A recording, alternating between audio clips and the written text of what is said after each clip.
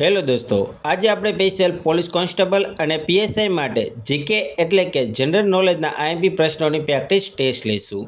આ ટેસ્ટ કુલ 20 પ્રશ્નોની રહેશે.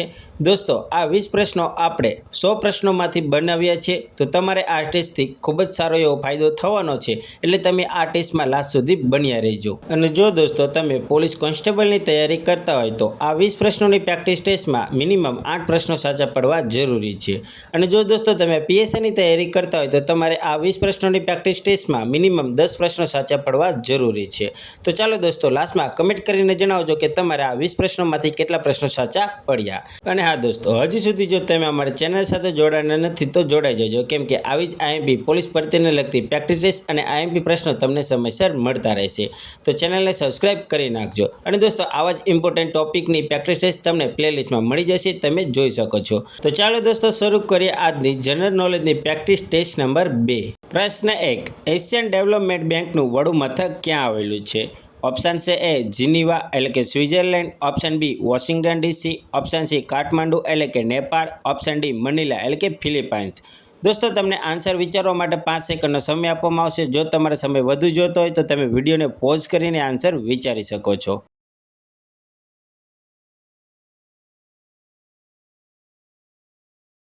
દોસ્તો, આનો રાઈટ આન્સર આવશે ઓપ્શન ડી મનીલા એટલે કે દોસ્તો ફિલિપાઇન્સમાં આવેલું છે. દોસ્તો, એશિયન ડેવલપમેન્ટ બેંકનું વડું મથક મનીલા એટલે કે ફિલિપાઇન્સમાં આવેલું છે.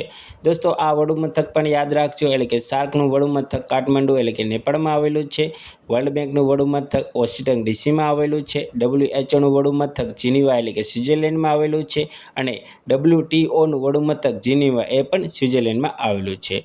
દોસ્તો, પ્રશ્ન 2. નીચેનામાંથી કોની સંજ્ઞા યોગ્ય દર્શાવી છે? નીચેનામાંથી કોની સંજ્ઞા યોગ્ય દર્શાવી છે? તો દોસ્તો, સંજ્ઞા છે સોડિયમની સંજ્ઞા Na, બીજી સોનાની સંજ્ઞા Au, તાંબાની સંજ્ઞા Cu, ચાંદીની સંજ્ઞા Ca અને મેગ્નેશિયમની સંજ્ઞા Ma. તો દોસ્તો, આમાંથી કઈ સંજ્ઞા યોગ્ય દર્શાવી છે તે આપણે જણાવવાનું છે. તો દોસ્તો, ઓપ્શન છે એ પહેલી 3 સાચી છે, ઓપ્શન બી પહેલી, ત્રીજી, પાંચમી સાચી છે, ઓપ્શન સી પહેલી, ત્રીજી, ચોથી, પાંચમી સાચી છે, ઓપ્શન ડી આપેલ તમામ યોગ્ય છે એટલે કે આપેલ તમામ બધી જ સાચી છે.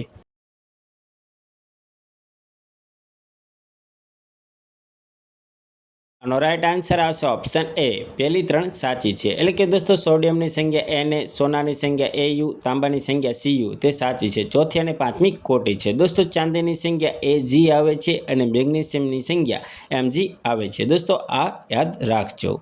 પ્રશ્ન 3.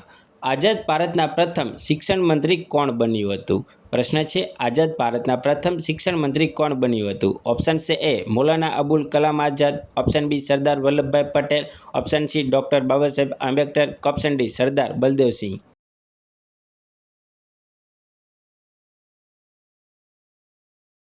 અને આન્સર આવશે ઓપ્શન એ મૌલાના અબુલ કલામ આઝાદ. દોસ્તો, આઝાદ ભારતના પ્રથમ શિક્ષણ મંત્રી મૌલાના અબુલ કલામ આઝાદ હતા. દોસ્તો, અબ્દુલ કલામ આઝાદ અને અબુલ કલામ આઝાદ બંને અલગ અલગ છે. તમને હું તેમની થોડી માહિતી આપું તો પહેલાં અબુલ કલામ આઝાદ જેઓ મૌલાના આઝાદ તરીકે જાણીતા છે, તે એક ભારતીય મુસ્લિમ વિદ્વાન અને ભારતીય સ્વતંત્ર ચળવળના એક વરિષ્ઠ રાજકીય નેતા હતા. ભારતમાં શિક્ષણનો પાયો સ્થાપિત કરવા માટે નોંધપાત્ર યોગદાન આપ્યું હતું. એટલે ભારતમાં રાષ્ટ્રીય શિક્ષણ દિન તરીકે 11 નવેમ્બર તરીકે તેમનો જન્મદિવસની ઉજવણી કરવામાં આવે છે. દોસ્તો, આ અબુલ કલામ આઝાદ છે. અને દોસ્તો, હવે તમને જે ઇમેજ બતાવું છું તે ડૉક્ટર એપીજે અબ્દુલ કલામ, તમે આમને તો એટલે કે ઓળખતા જશો. એટલે કે પૂરું નામ છે તેમનું અબુલ પાકીર જૈનબુલ અબ્દુલ કલામ. ભારતના એરોસ્પેસ વૈજ્ઞાનિક હતા તેઓ અને ઈસવીસન 2002 થી 2007 સુધી ભારતના રાષ્ટ્રપતિ પદે પણ રહ્યા હતા. તેમનો જન્મ અને ઉછેર તમિલનાડુ રાજ્યના રામેશ્વર ખાતે થયો હતો. દોસ્તો, મારા ખ્યાલથી હવે તમે અબ્દુલ કલામ આઝાદ અને એપીજે અબ્દુલ કલામ આઝાદ વિશે તમે જાણીતા થઈ ગયા છો અને અલગ અલગ છે તે પણ તમે જાણી ગયા છો. દોસ્તો, કોને એવું લાગતું હતું કે અબુલ કલામ આઝાદ અને અબ્દુલ કલામ આઝાદ એક જ છે? તો જરા કમેન્ટમાં જણાવજો. દોસ્તો, તમે આઝાદ ભારતના પ્રથમ યાદ રાખો એટલે કે સરદાર વલ્લભભાઈ પટેલ આઝાદ ભારતના પ્રથમ નાયબ વડાપ્રધાન હતા. દોસ્તો, ડૉક્ટર આંબેડકર એટલે કે ડૉક્ટર બાબા સાહેબ આંબેડકર આઝાદ ભારતના પ્રથમ કાયદા મંત્રી હતા. અને દોસ્તો, સરદાર બલદેવસિંહ સંરક્ષણ મંત્રી હતા આઝાદ ભારતના પ્રથમ. પ્રશ્ન 4. આપણા દેશમાં આપણું રાજ્ય આ યુક્તિ કોની છે? દોસ્તો, આપણા દેશમાં આપણું રાજ્ય આ યુક્તિ કોની છે? તો દોસ્તો, ઓપ્શન છે એ પંડિત મદન મોહન માલવિયાની, ઓપ્શન બી જયપ્રકાશ નારાયણની, ઓપ્શન સી રામપ્રસાદ બિસ્મિલની, ઓપ્શન ડી અટલ બિહારી વાજપેયીની.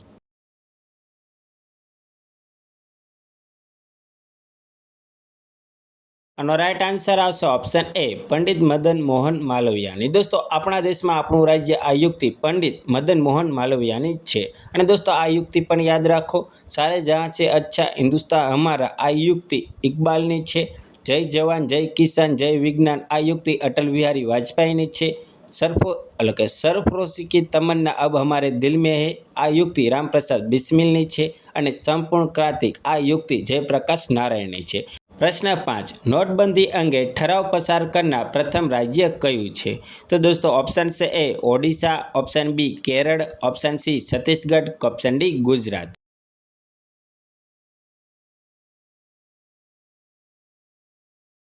આનો રાઈટ આન્સર આવશે ઓપ્શન સી છત્તીસગઢ। દોસ્તો નોટબંધી અંગે ઠરાવ પસાર કરનાર પ્રથમ રાજ્ય છત્તીસગઢ હતું। પ્રશ્ન 6, રાષ્ટ્રીય ખેડૂત દિવસ ક્યારે મનાવવામાં આવે છે? તો દોસ્તો ઓપ્શન છે એ 14 નવેમ્બરે, ઓપ્શન બી 23 ડિસેમ્બરે, ઓપ્શન સી 15 જાન્યુઆરી, ઓપ્શન ડી 10 ડિસેમ્બરે।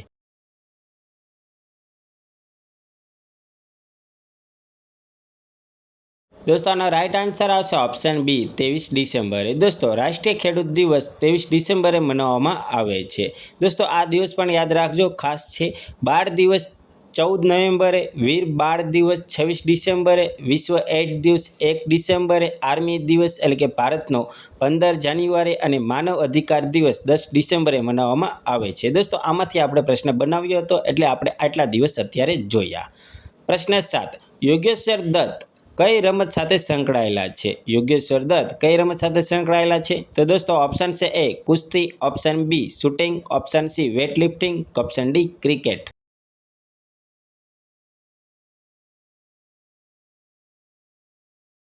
આનો રાઈટ આન્સર આવશે ઓપ્શન એ કુસ્તી। દોસ્તો યોગેશ્વર દત્ત કુસ્તી રમત સાથે સંકળાયેલા છે। દોસ્તો અલગ અલગ રમતના મહત્વના ખેલાડી અને તેમની રમત યાદ રાખી લેજો।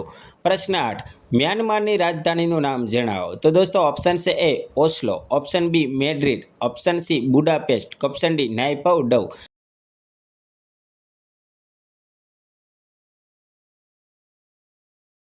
આનો રાઈટ આન્સર આવશે ઓપ્શન ડી નાયપાવડવ। દોસ્તો મ્યાનમારની રાજધાનીનું નામ નાયપાવડવ છે। અને દોસ્તો ઓસ્લો નોર્વે દેશની રાજધાનીનું નામ છે, મેડ્રિડ સ્પેન દેશની રાજધાનીનું નામ છે અને બુડાપેસ્ટ હંગરી દેશની રાજધાનીનું નામ છે। દોસ્તો ખાસ યાદ રાખજો। પ્રશ્ન 9, ગુજરાતનો ઇતિહાસ પુસ્તકના લેખકનું નામ જણાવો। પ્રશ્ન છે ગુજરાતનો ઇતિહાસ પુસ્તકના લેખકનું નામ જણાવો।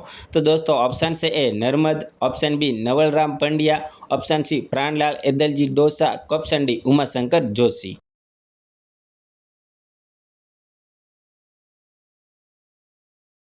અને આન્સર આવશે ઓપ્શન સી પ્રાણલાલ એદલજી ડોસા। દોસ્તો ગુજરાતનો ઇતિહાસ પુસ્તકના લેખકનું નામ છે પ્રાણલાલ એદલજી ડોસા। દોસ્તો મારી હકીકત લેખકનું નામ છે નર્મદ, તેમની આત્મકથા છે। ભટનું ભોપાળાના લેખકનું નામ છે નવલરામ પંડ્યા, સાપના ભારાના લેખકનું નામ છે ઉમાશંકર જોશી અને રાયનો પર્વતના લેખકનું નામ છે રમણલાલ નીલકંઠ। દોસ્તો આ થોડા મહત્વના છે, એટલે કે આમાંથી આપણે પ્રશ્ન બનાવ્યો હતો એટલે આપણે આ લેખકના મહત્વના થોડા પુસ્તકના નામ આપણે જોયા। પ્રશ્ન 10, નીચેનામાંથી ઉપનામ સંદર્ભે ખોટું વાક્ય જણાવો। તો દોસ્તો આપણે ઉપનામ સંદર્ભે કયું વાક્ય ખોટું છે તે આપણે જણાવવાનું છે। તો દોસ્તો ઓપ્શન છે એ સાક્ષર ભૂમિ ઉપનામ નડિયાદ શહેરનું છે, ઓપ્શન બી નીલી નાગેર ઉપનામ ચોરવાડનું છે, ઓપ્શન સી સુવર્ણપાનની ભૂમિ ઉપનામ ચરોતરને કહે છે એટલે કે સુવર્ણપાનની ભૂમિ ચરોતરને કહે છે, ઓપ્શન ડી પુસ્તકોની નગરી ઉપનામ વડોદરા શહેરનું છે। એટલે કે દોસ્તો કયું વાક્ય ખોટું છે તે આપણે જણાવવાનું છે।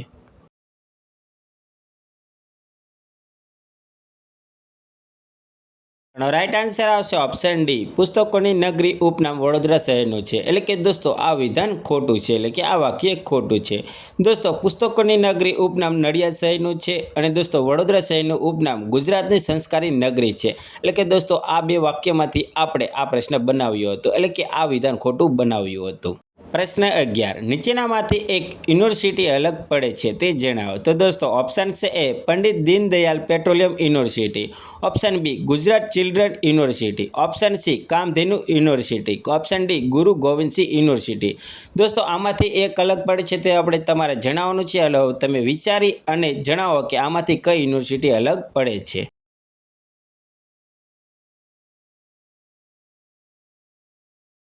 અને આન્સર આવશે option D, Guru Gobind Singh university. દોસ્તો નીચેનામાંથી ચારમાંથી ગુરુ ગોવિંદસિંહ યુનિવર્સિટી અલગ પડે છે અને કઈ રીતે તે તમને જણાવો. તો દોસ્તો Pandit Deendayal petroleum university, Gujarat children university અને કામધેનુ યુનિવર્સિટી જે ગાંધીનગરમાં આવેલી છે અને ગુરુ ગોવિંદસિંહ યુનિવર્સિટી ગોધરા ખાતે આવેલી છે. એટલે કે આ ચારમાંથી એક ગોધરા ખાતે આવેલી છે તે અલગ પડે છે અને પેલી ત્રણ ગાંધીનગરમાં આવેલી છે. એટલે તે ત્રણમાંથી આ ચોથી અલગ પડે છે. પ્રશ્ન 12, નીચેનામાંથી યોગ્ય વાક્ય પસંદ કરો. તો દોસ્તો વાક્ય છે પહેલું, ગ્રીન પાર્ક સ્ટેડિયમ દિલ્હીમાં આવેલું છે. બીજું વાક્ય છે ચેપોક સ્ટેડિયમ ચેન્નઈમાં આવેલું છે. તો દોસ્તો આ બે વાક્યમાંથી ઓપ્શન છે એ માત્ર પહેલું વિધાન યોગ્ય છે, ઓપ્શન બી માત્ર બીજું વિધાન યોગ્ય છે, ઓપ્શન સી બંને સાચા છે, ઓપ્શન ડી બંને ખોટા છે.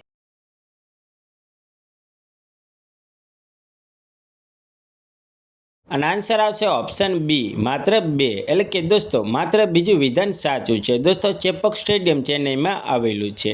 દોસ્તો ગ્રીન પાર્ક સ્ટેડિયમ દિલ્હીમાં નથી આવેલું, તે ગ્રીન પાર્ક સ્ટેડિયમ કાનપુર યુપીમાં આવેલું છે. એટલે કે દોસ્તો આપણો રાઈટ આન્સર ઓપ્શન બી, માત્ર બીજું વિધાન થાય છે. પ્રશ્ન 13, નીચેનામાંથી અયોગ્ય જોડકા જણાવો. તો દોસ્તો આપણે અયોગ્ય જોડકા જણાવવાના છે. તો દોસ્તો સરોવરના જોડકા છે. સાંભર સરોવર રાજસ્થાનમાં આવેલું છે, કોલેરુ સરોવર આંધ્રપ્રદેશમાં આવેલું છે, હુલુર સરોવર જમ્મુ કાશ્મીરમાં આવેલું છે, લોકટક સરોવર મહારાષ્ટ્રમાં આવેલું છે અને લોનાર સરોવર મણિપુરમાં આવેલું છે. એટલે કે દોસ્તો આમાંથી અયોગ્ય જોડકા આપણે જણાવવાના છે.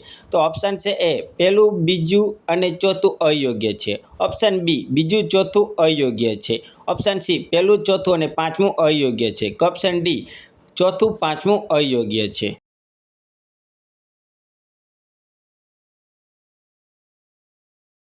આનો આન્સર આવશે ઓપ્શન ડી, ચોથું અને પાંચમું અયોગ્ય જોડકા છે. દોસ્તો પહેલું, બીજું, ત્રીજું સાચા જોડકા છે.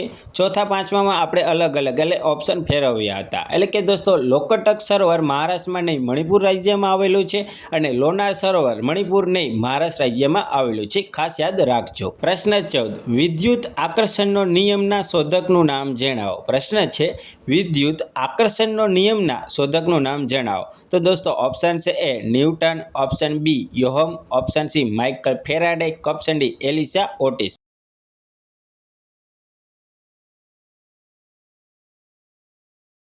આનો રાઈટ આન્સર આવશે ઓપ્શન સી માઇકલ ફેરાડે. દોસ્તો વિદ્યુત આકર્ષણનો નિયમના શોધકનું નામ માઇકલ ફેરાડે છે. દોસ્તો ગતિના નિયમના શોધકનું નામ ન્યૂટન છે. વિદ્યુત અવરોધનો નિયમના શોધકનું નામ છે યોહમ, લિફ્ટના શોધકનું નામ છે એલિસા ઓટિસ અને પ્રિન્ટિંગ પ્રેસના શોધકનું નામ છે ગુટનબર્ગ. દોસ્તો આ યાદ રાખજો. પ્રશ્ન 15, રાષ્ટ્રપતિ વિશે અયોગ્ય વિધાન જણાવો. રાષ્ટ્રપતિ વિશે અયોગ્ય વિધાન જણાવો. તો દોસ્તો વિધાન છે રાષ્ટ્રપતિ રાજ્યપાલની નિમણૂક કરે છે. બીજું વિધાન છે રાજ્યપાલને શપથ રાષ્ટ્રપતિ લેવડાવે છે. ત્રીજું વિધાન છે રાજ્યપાલ રાજીનામું રાષ્ટ્રપતિને આપે છે. દોસ્તો આમાંથી કયું વિધાન અયોગ્ય છે એટલે કે કયું વિધાન ખોટું છે તે આપણે જણાવવાનું છે. તો દોસ્તો ઓપ્શન છે એ માત્ર પહેલું વિધાન ખોટું છે, ઓપ્શન બી માત્ર બીજું વિધાન ખોટું છે, ઓપ્શન સી માત્ર ત્રીજું વિધાન ખોટું છે, ઓપ્શન ડી આપેલ તમામ યોગ્ય છે. એટલે કે આપેલ તમામ બધા જ સાચા છે.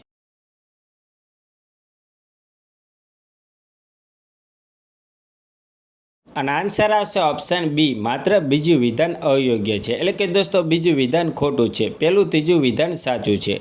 દોસ્તો બીજું વિધાન થાય છે કે રાજ્યપાલને શપથ હાઈકોર્ટના ન્યાયાધીશ લેવડાવે છે, ના કે રાષ્ટ્રપતિ. દોસ્તો આ પ્રશ્ન એટલે કે 15મો પ્રશ્ન જેને સાચો પડ્યો તેને માટે વેરી ગુડ અને જેને ખોટો પડ્યો તે જરા શાંતિથી અને ધ્યાનથી વિચારીને આન્સર આપે, કેમ કે તમને આવડે છે પણ તમે થોડા ઉતાવળમાં ભૂલ કરો છો.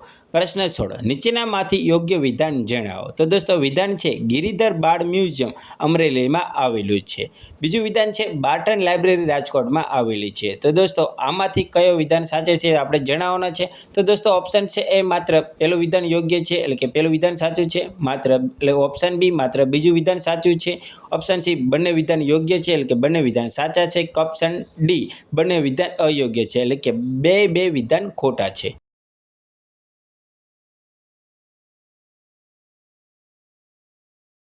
આનો રાઈટ આન્સર આવશે ઓપ્શન એ માત્ર પહેલું વિધાન યોગ્ય છે. એટલે કે દોસ્તો પહેલું વિધાન જ સાચું છે. બીજું વિધાન છે બાર્ટન લાઇબ્રેરી રાજકોટમાં નહીં ભાવનગર જિલ્લામાં આવેલી છે, એટલે કે ભાવનગરમાં આવેલી છે.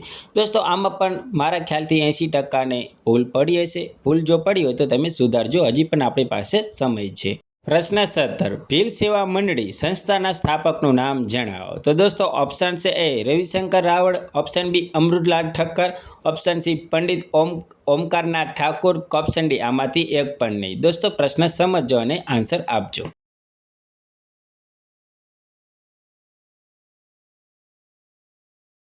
આનો રાઈટ આન્સર આવશે ઓપ્શન બી અમૃતલાલ ઠક્કર, એટલે કે દોસ્તો ઠક્કર બાપા. ભીલ સેવા મંડળી સંસ્થાના સ્થાપકનું નામ અમૃતલાલ ઠક્કર છે. દોસ્તો આપણને યાદ રાખજો, રવિશંકર રાવળ ગુજરાત કલા સંઘ સંસ્થાના સ્થાપક છે. પંડિત ઓમકારનાથ ઠાકુર ગાંધર્વ નિકેતન સંસ્થાના સ્થાપક છે. પ્રશ્ન 18 રાષ્ટ્રીય રમતો વિશે અયોગ્ય વિધાન જણાવો. તો દોસ્તો રાષ્ટ્રીય રમતો વિશે આપણે અયોગ્ય વિધાન જણાવવાનું છે. તો ઓપ્શન છે એ ભારતની રાષ્ટ્રીય રમત હોકી છે. ઓપ્શન બી અમેરિકાની રાષ્ટ્રીય રમત ફૂટબોલ છે. ઓપ્શન સી પાકિસ્તાનની રાષ્ટ્રીય રમત હોકી છે. ઓપ્શન ડી સ્પેનની રાષ્ટ્રીય રમત બુલ ફાઇટ છે.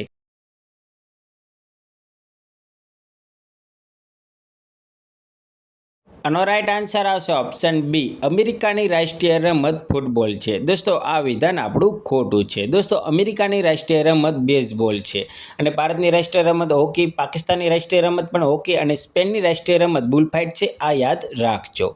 પ્રશ્ન 19 નીચેનામાંથી સાચા વિધાન જણાવો. તો દોસ્તો આમાંથી આપણે કયું વિધાન સાચું છે તે આપણે જણાવવાના છે. તો દોસ્તો પહેલું વિધાન છે જેગરી બેટ અમરેલી જિલ્લામાં આવેલો છે. બીજું વિધાન છે શિયાળ બેટ ભાવનગર જિલ્લામાં આવેલો છે. તો દોસ્તો ઓપ્શન છે એ માત્ર બીજું વિધાન સાચું છે, એટલે કે માત્ર પહેલું વિધાન સાચું છે. ઓપ્શન બી માત્ર બીજું વિધાન સાચું છે. ઓપ્શન સી બંને વિધાન સાચા છે. ઓપ્શન ડી બંને વિધાન ખોટા છે.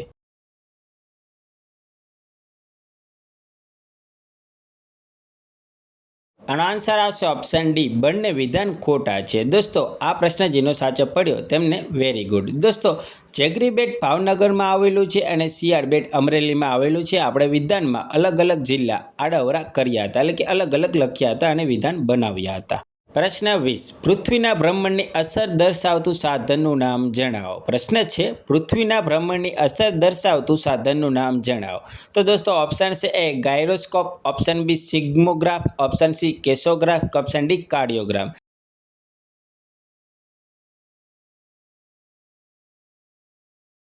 આનો રાઈટ આન્સર આવશે ઓપ્શન એ ગાયરોસ્કોપ. દોસ્તો પૃથ્વીના ભ્રમણની અસર દર્શાવતું સાધનનું નામ ગાયરોસ્કોપ છે. દોસ્તો આ પણ યાદ રાખો, ધરતીકંપની તીવ્રતા માપતું સાધન સિગ્મોગ્રાફ છે. વનસ્પતિને થતી સંવેદના દર્શાવતું સાધન કેસોગ્રાફ છે. હૃદયના ધબકારાની દબાણની અસર નોંધતું સાધન કાર્ડિયોગ્રામ છે. દોસ્તો આ પણ યાદ રાખજો. દોસ્તો આપણે અહીંયા 20 પ્રશ્નોની હવે આપણે પ્રેક્ટિસ ટેસ્ટ પૂરી કરીએ છીએ. આ ટેસ્ટમાં તમારે કેટલા પ્રશ્નો સાચા પડ્યા જે જરા કમેન્ટમાં જણાવજો. અને દોસ્તો હું આશા રાખું છું કે આ પ્રેક્ટિસ ટેસ્ટ તમને ખૂબ જ ફાયદાકારક થશે પરીક્ષામાં. અને દોસ્તો જો તમારે આવી જનરલ નોલેજની પ્રેક્ટિસ ટેસ્ટ આગળ જોતી હોય તો તમે પ્રેક્ટિસ ટેસ્ટ 3 એમ કમેન્ટ કરીને જણાવજો. આપણે બીજી ટેસ્ટ આવી બનાવી દઈશું. ચાલો દોસ્તો મળીએ બીજા વિડીયોમાં. જય હિન્દ, જય ભારત. અને હા દોસ્તો આવી જ પ્રેક્ટિસ ટેસ્ટ મેળવવા માટે ચેનલને સબસ્ક્રાઈબ કરી નાખજો ના કરી હોય તો. ચાલો દોસ્તો, જય હિન્દ, જય ભારત.